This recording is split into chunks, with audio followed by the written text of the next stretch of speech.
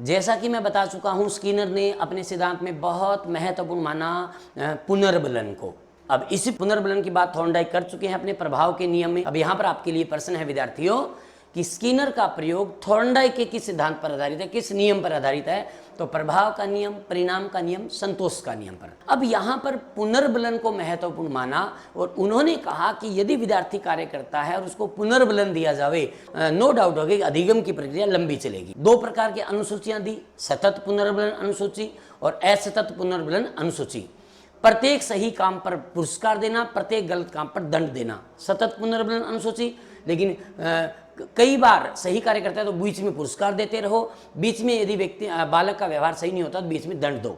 ये असतत पुनर्बलन अनुसूची। महत्वपूर्ण लाइन, बालक के लिए असतत पुनर्बलन अनुसूची को महत्वपूर्ण माना जाता है, क्योंकि सतत पुनर्बलन अनुसूची का प्रयोग किया तो बालक में पुरस्कार ग्रंथि का निर्माण होगा, और पुरस्कार ग्रंथि का निर्माण हो गया तो बालक सिर्फ और सिर्फ पुरस्कार के लिए कार्य करेगा, सीखने के लिए नहीं करेगा।